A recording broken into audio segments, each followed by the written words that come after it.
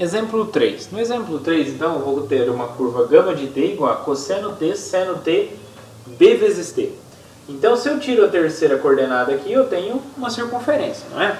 Então, na verdade, são pontos que vão morar na circunferência, só que eu vou alterar o quê? A altura desse ponto.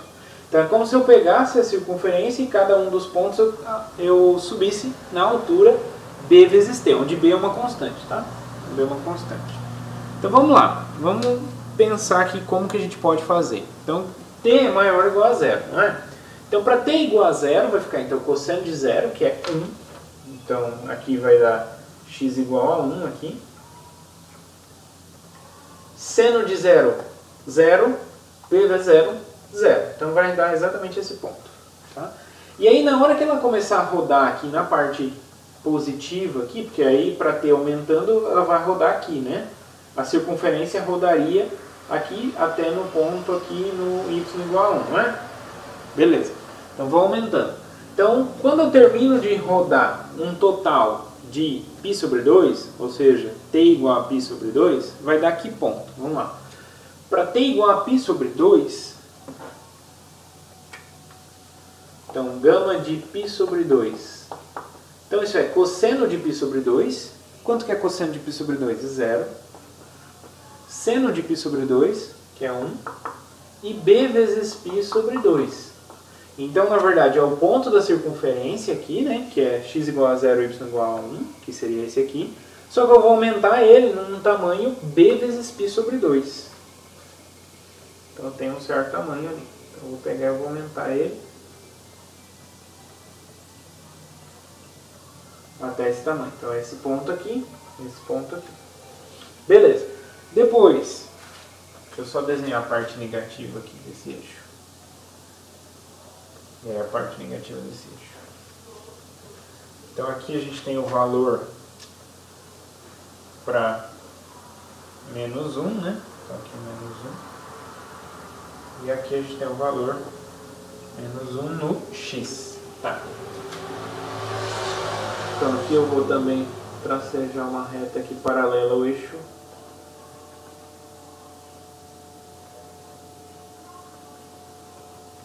Eixo Z. Tá? Bom, e para t igual a o próximo ponto notável aqui é o π. Cosseno de π, menos 1.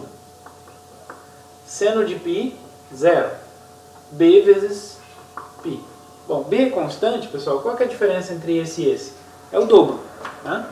Então, se eu tinha aqui, se aqui era b vezes π sobre 2, então eu pego o dobro, aqui é b vezes π. Então é b vezes π na última coordenada, x igual a menos 1, y igual a 0, então ele vai subir e vir aqui nesse ponto. Tá?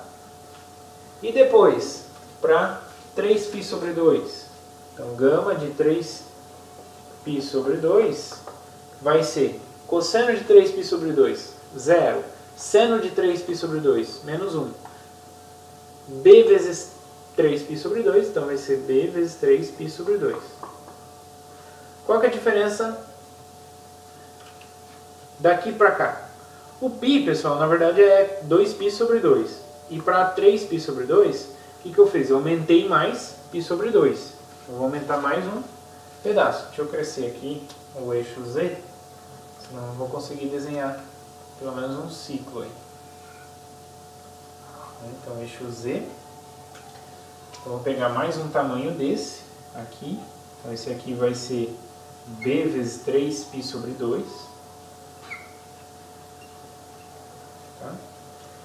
Então, vai ser x igual a 0, y igual a menos 1 e o z igual a b vezes 3π sobre 2. Então, eu vou pegar aqui e vou aumentar aqui. Tá? Então deu lá no fundo, tá? Lá na parte de trás. E por último agora o gama de 2π. Gama de 2π, cosseno de 2π 1, seno de 2π 0, b vezes 2π. Então aumentou mais π sobre 2 aqui. Então mais um pedacinho desse. B vezes 2π. X igual a 1, Y igual a 0 e Z igual a B vezes 2π. Então, tem que subir aqui essa reta paralela aqui. Esse ponto.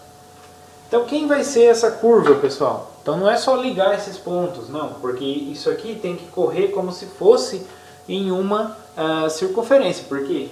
Porque se eu olho só para as duas primeiras, vai ser uma circunferência. Então, é como se eu olhasse, né, se eu colocasse essa figura aqui no chão e olhasse assim em cima do eixo Z, o que eu ia enxergar era só uma circunferência. Só que em vez de pegar só uma circunferência, é como se ela tivesse desenrolado ali em uma hélice, tá?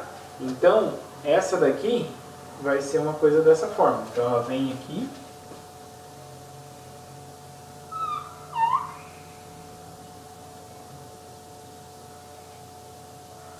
Então, ela faz essa volta, chega lá do outro lado e termina aqui. Então, é como se fosse você pegasse uma volta de uma circunferência, um aro, e aí você quebrava aqui no ponto e erguesse assim, entendeu? Tá? Então só que o ângulo não ficou muito bom aqui para desenhar, mas basicamente é uma coisa dessa forma. Então eu peguei aqui e abri aqui até esse ponto aqui de novo, né? Nessa mesma altura aqui. Então é essa figura aqui que tem que dar, tá? Beleza? Então é dessa forma aqui. Tá? Então se a gente continuar, então vai continuando aqui, vai descrevendo então uma hélice aqui em torno, né, desse cilindro aqui. Tá? Então essa aqui é a ideia. Então essa aqui é a nossa conjunto imagem de gama. É o traço da nossa curva, dessa curva aqui. Tá? Então se eu continuar, né, colocasse aqui, sei lá, somasse aqui agora mais π sobre 2, depois mais π, mais 3π sobre 2 e assim por diante, você vai obter toda a hélice, tá? Então a hélice, à medida que o T aumenta, eu estou subindo com a hélice, né? Então estou rodando ali e subindo, tá? Por quê? À medida que o T aumenta, eu tenho que B vezes T vai aumentando, porque o B é positivo. Se o B fosse negativo, então iria para baixo em vez de ir para cima.